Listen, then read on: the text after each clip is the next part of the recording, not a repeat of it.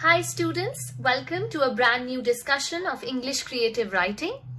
And today you may consider it as an extension of a previous topic which we have already covered in our earlier discussions. And that is, today I'm going to once again touch upon the concept of letter writing. Now, as you're already aware of the basics of letters, what are letters, why are they written, and to whom are they written? And we also understand, we are already aware of the fact that there are two broad types of letters, informal letters and formal letters.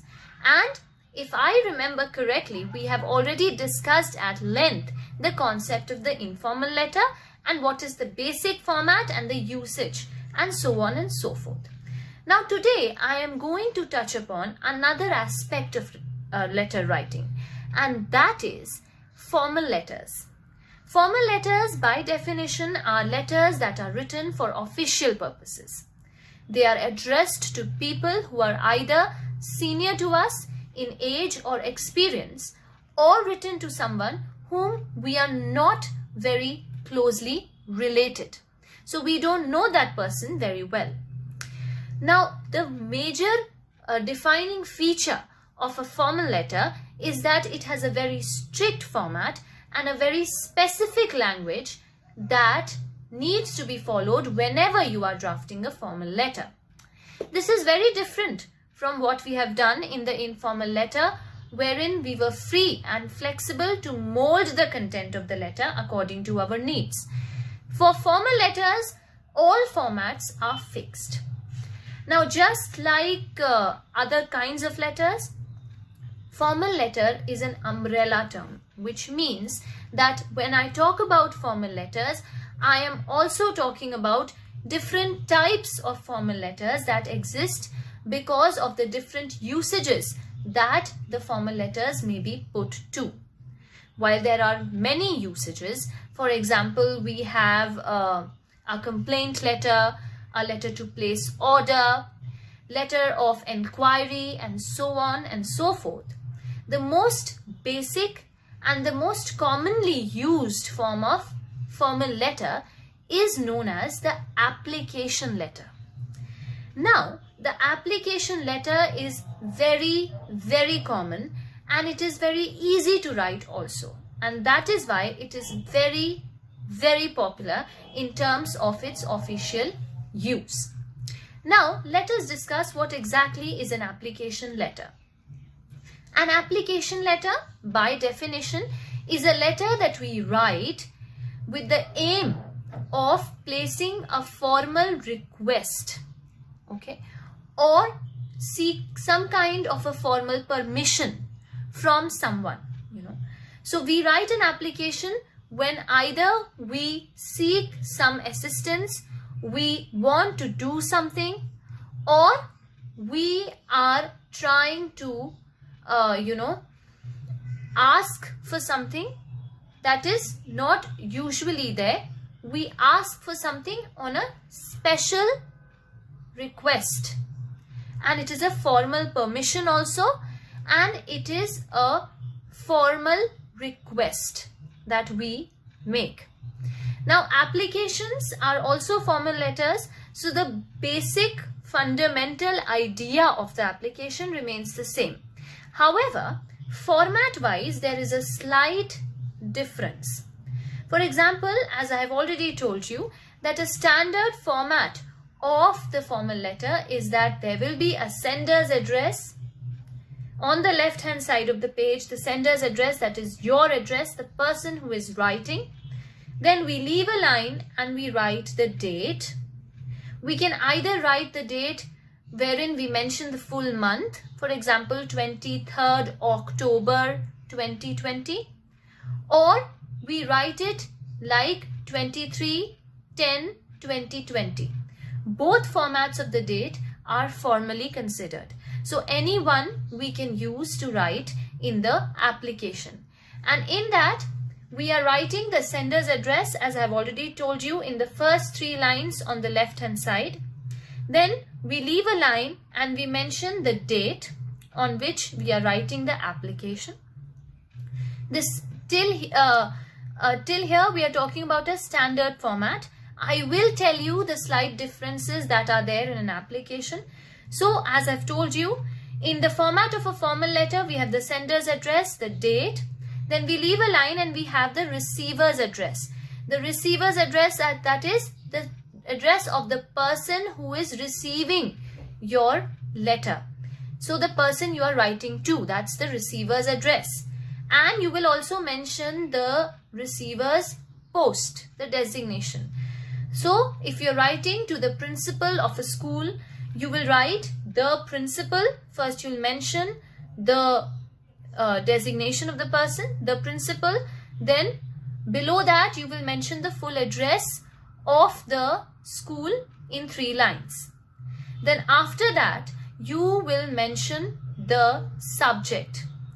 The subject line will contain the reason that you are writing the letter for.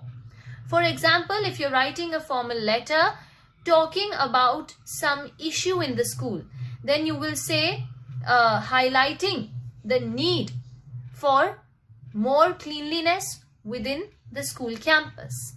So whatever is your purpose, in a single line you will frame it in the subject line. Then after you've written the subject line, again you will leave a line and you will write respected sir, madam. Now instead of the informal dear that I have talked about in the informal letters, now the difference in the formal letter is that you add respected and you don't use the first name, you say sir. If you know the gender, it's a male, then it's sir. If it is female, it is a madam. But by chance, if you are not aware who you are writing to, whether it is a male or a female, then you will mention both, sir/madam. Then you will put a comma. Again, from the next line, you will, start the main body of the letter.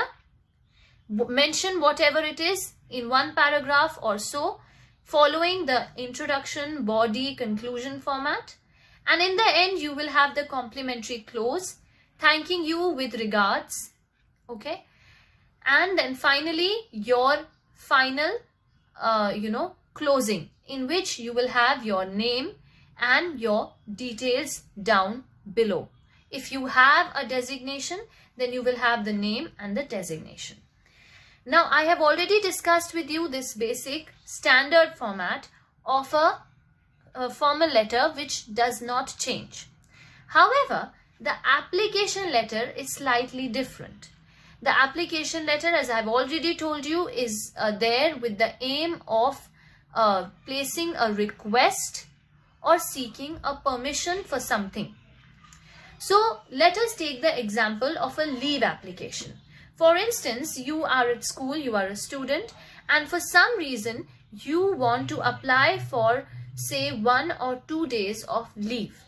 Then how are you going to draft that application?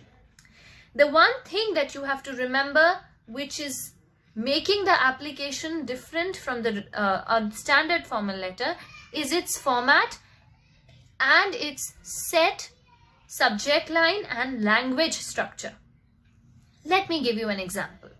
For instance, you are applying for a leave from, say, 24th October to 26th October 2020. You need around 3-4 days of leave. So you will write a leave application to your principal, addressing it to your principal.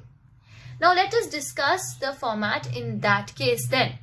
Again, I say visualize this particular space in an A4 size sheet.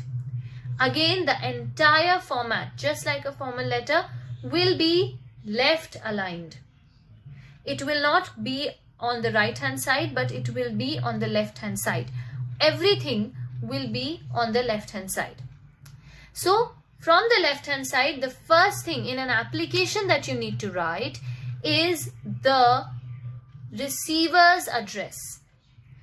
You have no requirement to mention the sender's address. Your address need not be mentioned.